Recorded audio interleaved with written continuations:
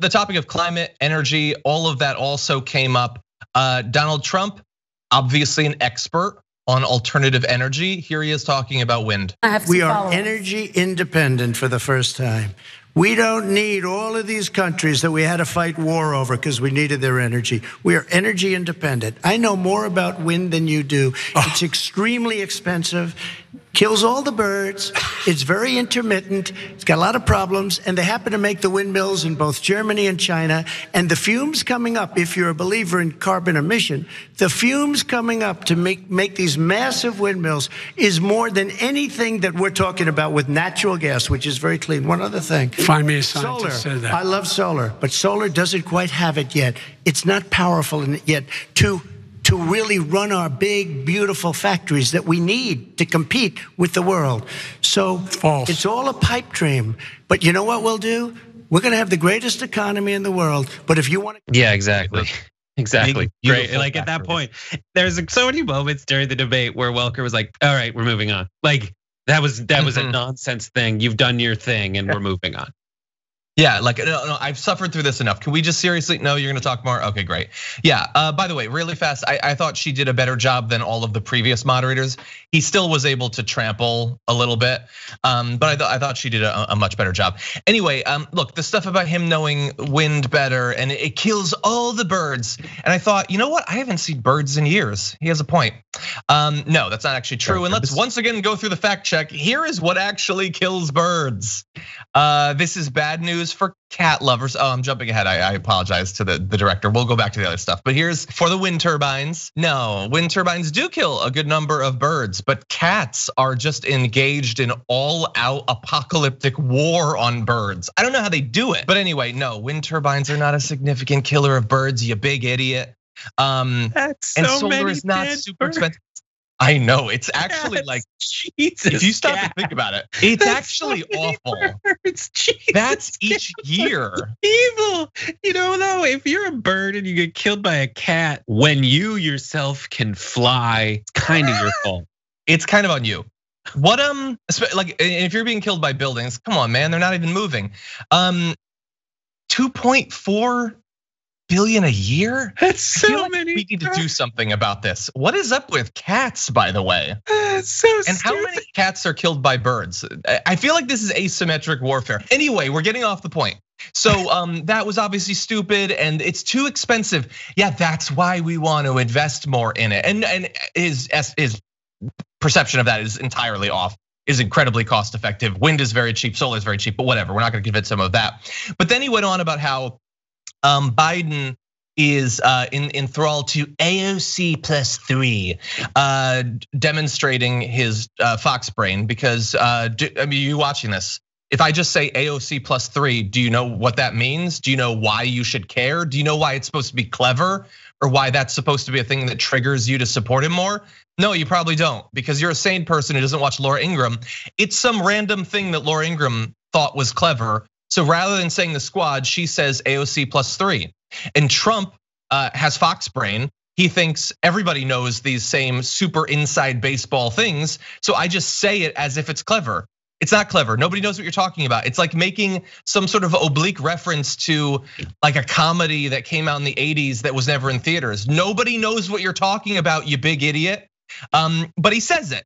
And in response to him invoking AOC, AOC tweeted, if someone told me 3 years ago while I was waitressing to help my family stay afloat that in a few short years an unhinged president of the United States would be repeatedly saying my name at the 2020 debate, I would have brought them some water and told them to sober up. She also said, actually, it's AOC plus 115 because a lot of people signed on with the Green New Deal. She also said, if we've been identified as public enemy number 1 to the worst president in modern history and an entire party of his sycophants, then we must be doing something right, which is 100% right. And he started talking about the windows again. What a moron, Jesus. So I would disagree. Yes, all the other stuff you said is right. I disagree, and it's not that I disagree. It's just I want to point out like a very important dynamic specifically about what you're saying. So it is possible that, and I can't say with great certainty, but it is possible that it's a social media world, and essentially what social media does is create a bubble around you. right? And what the Republicans have been much better at since Cambridge Analytica than Democrats is to essentially identify and feed propaganda and terms directly to a base that they find electorally beneficial to them to secure. And I don't know how well they've done this, but it is possible, I think, that they have found this group, and one of the things that they feed them is terms, specifically like AOC plus 3. And they do that every day, multiple times a day, and grow that base where they would have been isolated. And you're right, maybe 10 years ago, when you do drop a term on someone like that, they would have no idea, because previously the only way to get the news was either through CNN, even Fox News. We're not. I don't think that we're talking about the exact same thing. I'm not saying that his base doesn't know what AOC plus 3 is necessarily. I don't think a ton of his base necessarily does, because we have to remember that while Laura Ingraham has a fairly large audience, it's still a very tiny fraction of the American population, even of red hat wearers who know any of that. That's not what I'm saying. I'm saying if you randomly, because you have Fox Brain, start talking about AOC plus 3 during a nationally televised debate, people who are not already in your base don't know what you're talking about, and they have no idea why this is a thing you're saying or why they should support you based on it. And when it's AOC plus 3 and 18 angry Democrats and Russia, Russia, Russia, and the laptop from hell and Bruce Orr and all this stuff, they have no idea what you're talking about. And I understand the focus groups and I understand framing and I understand all of that. I don't think that a random term that Laura Ingraham comes up with is necessarily as electorally useful as a Frank Luntz, like death tax or something like that. But even if it was for his base, he's trailing. He doesn't need his base. He has his base. He needs other people, and those people don't watch Laura Ingraham. This is how those, yes, I agree with that specifically in this specific debate. I thought you were talking about like generally more stuff like this will happen. It will continue to happen. They'll try really hard. They'll pick up and learn from this and synthesize what they learn about base growth versus reaching out to folks in the middle.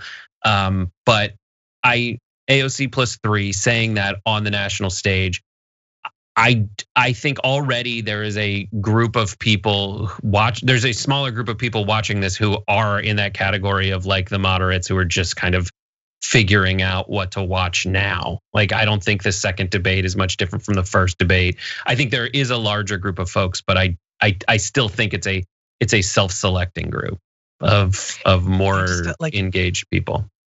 I get why using death tax is intended to make you think about something in a particular way that benefits a particular group. I get that. I don't know what AOC Dragon plus 3 Squad.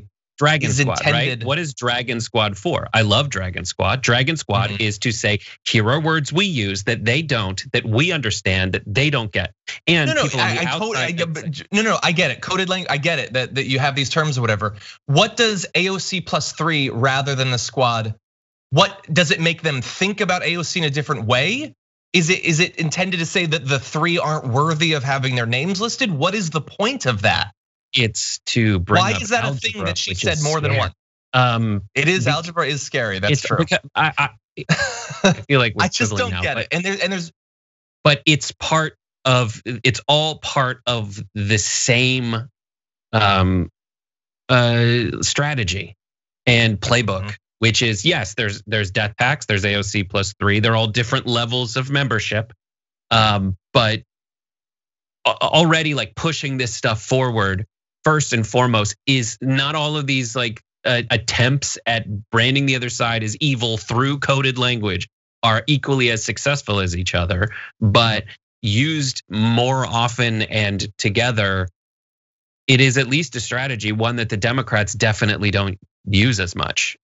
And that's all I'm just pointing out is, and that's why I said at the very beginning, it's like it's just something to pay attention to, and helps you understand why he's doing it and how he's doing it. And I think all these things together make it more successful than it has any right to be.